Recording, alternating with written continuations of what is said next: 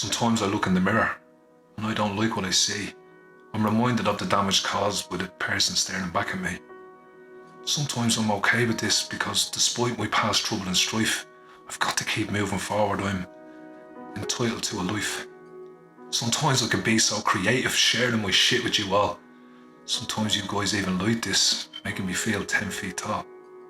But sometimes the doubt creeps in, I think I'm useless at all I do. Sometimes it's easier to give in and to completely give up on you. Do these thoughts make me a freak? Should I hide and cower away? Absolutely fucking not, Gary. I'm sure I can hear you say. It's okay not to be okay. This we know to be true, but once you have that sussed, then what are you meant to do? Well, take it from a bloke who embraces life's ups and downs, being kind to yourself constantly will begin to turn things around. Fuck that voice inside your head that tells you you're not good enough. Believe in everything you do. Make that mind super tough. When life begins to get on top of you and you think, man, this is rough, remind yourself on the hour, see me, I'm enough.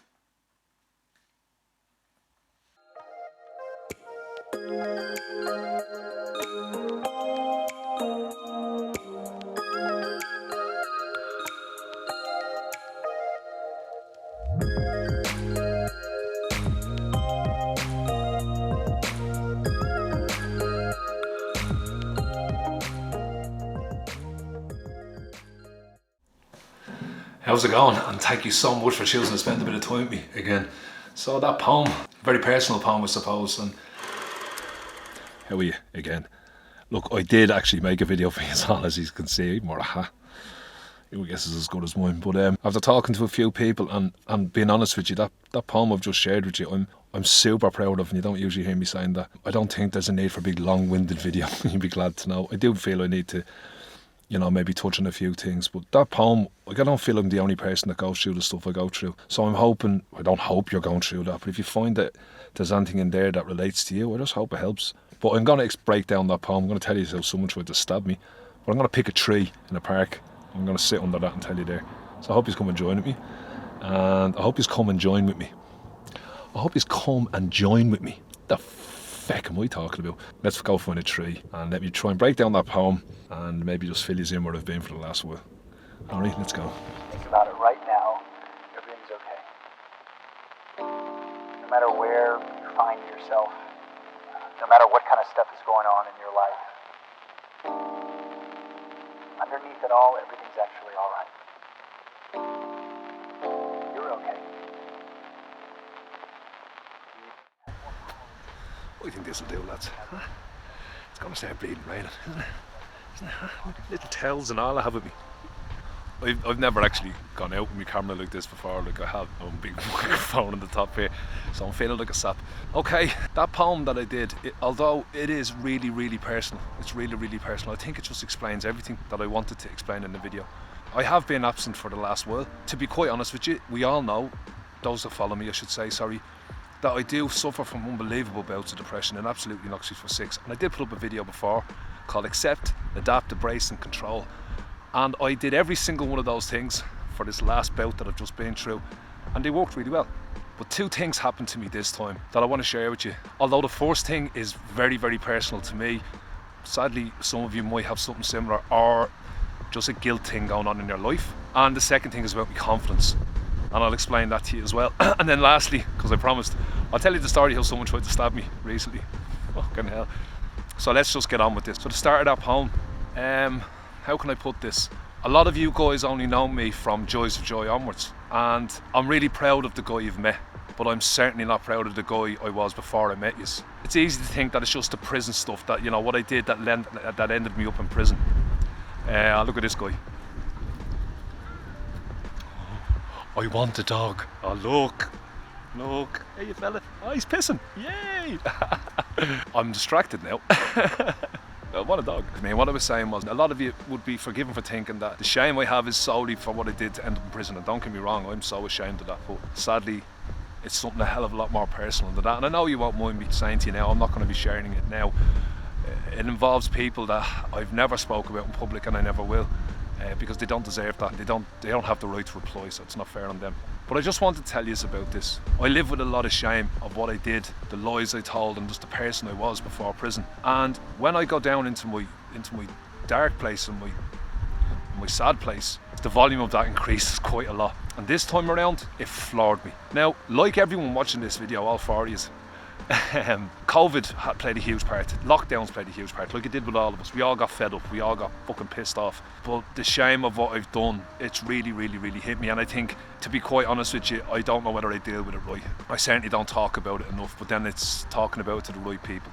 I can't just talk about this with anybody.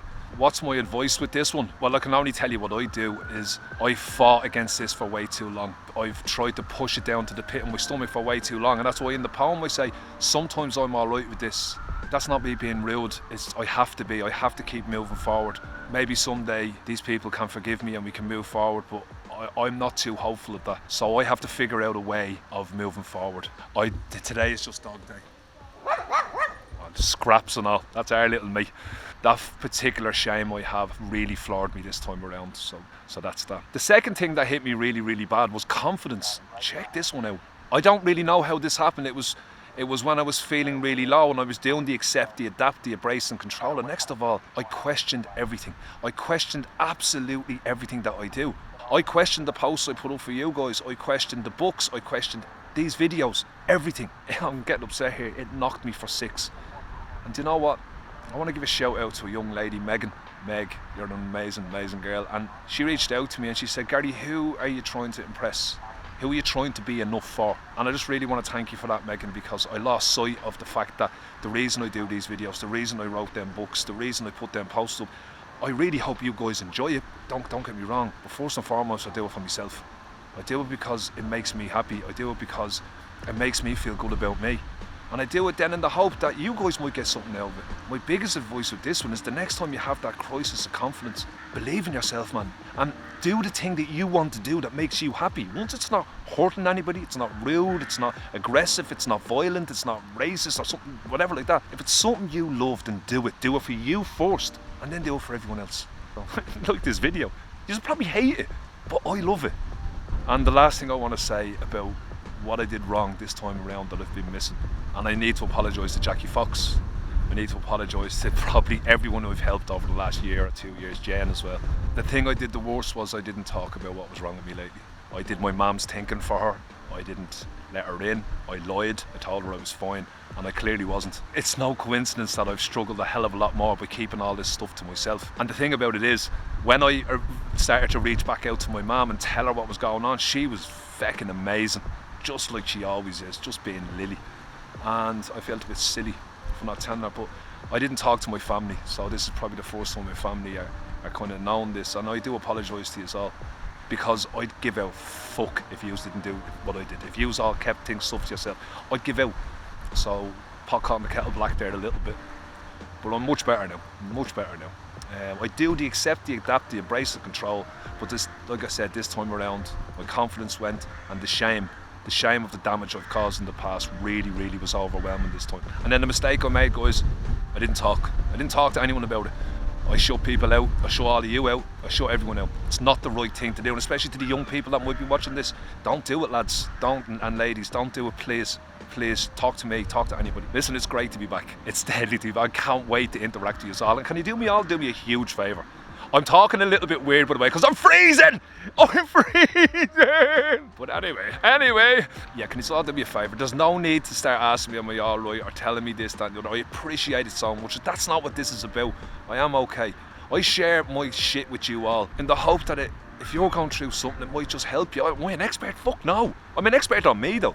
I'm a complete expert on me. In fact, I know me better than any of you. I know the stuff that works for me, and sometimes it can be universal, you know, like loving yourself and being kind to yourself. That's universal. So just do that. Hey, if you are amazing enough to leave a comment, and maybe like this video, and maybe subscribe to me. Subscribing to me would mean the world, trust me on this. But even on Facebook or on Instagram or anywhere, and you want to leave a comment, maybe instead of asking me all right, maybe tell me how you are. I haven't seen you or spoke to you all in ages, so let's make the comments maybe just about you telling me how you were. I'd love that, I really would. Okay, to wrap this up, I have to be very careful about what I'm saying here, but there is a little bit of humour in this story, believe it or not. But the guy in question is currently in custody, and I just had to be really, really careful. I'm going to fly through this. See this scarf and this jacket? This is what I was wearing, and it was when I was coming out of the funk that I've been in. This one skill reached out. Unfortunately, I can't tell you the name right now, but they'll know when they're watching. And they're doing an incredible thing, and I'll tell you about this again. It's called the Breakthrough Project. It's amazing, and these students will be the first of their generation and their family to go to college, and I think that's beautiful. And I've been asked to help them with their mental health and that end of things, and it's such an honour. And I arranged to go over to see them, and on the way over I was outside the school, and in front of me, about 500-600 yards away, is this guy acting really erratically, and he dives onto the ground. He starts washing the ground, scraping the ground. And what he was doing, I had headphones on, so I fucking knocked them off so I could see or hear what was going on. He gets right up close to me, right up like this, and he spits on me. Now, spits on me, like proper spit. And I walked about 3, 4, 5 steps. It didn't register. Then it registered. And I looked down on this scarf, all the way down there. It was covered, absolutely covered in spit. And I'm ashamed of this a little bit. I lost it. I lost all sense of reason. There was a man on the road. He'd gone a good bit down. There was a man. I shouted at the man, "Grab him!" And the poor man looked like he was up against the wall. So I started running, and with trouble with my leg and stuff. Actually, that's something I left out at the start of this video. I have dire health. At the moment, it's dire, and it really depresses me. So I just wanted to get that in there. I find it hard to walk sometimes. So anyway, moving on. I ran, which is a funny thing to say in itself. And I went down to this man, and I went, "Yeah, all right?" And he said, son, he's after spitting on me." I said, "Fucking did he now?" And I took my bag off, and I'm shouting. I realised he has headphones on, so I did a terrible thing. I shoved him and punched him in the back of the head. As he fell to the ground, I don't know what he did, but he jumped back up and swiped at me with something. I panicked, and then he lunged at me, like to stab me in the stomach, like that type of motion. And I stepped back and I built him around the chest, but I'm no Chuck Norris. I backed off and started going, "Wow!" And he ran to the older man and started doing this. I think quickly I knew it wasn't a knife, but he was still doing what he was doing. I again ran, screamed that I'd get away from that man, blah blah blah, and then he ran. I went to make sure the man was okay, and I looked down, there's this guy scraping whatever it had. It was a shiv, and he's sharpening it against the wall, like a steak maybe you'd see, you know. I had to go into the school to give this talk.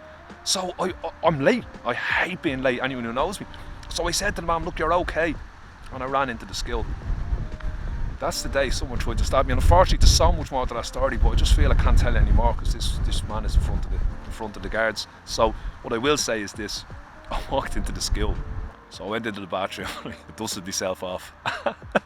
And then I went into this room to talk to these incredible students. They're amazing. Are you surprised to hear me say that? No. And they've never met me before. And I'm all over the place, and I said, "Listen, some head case after spitting on me and all, it was lads, ladies, and anyway."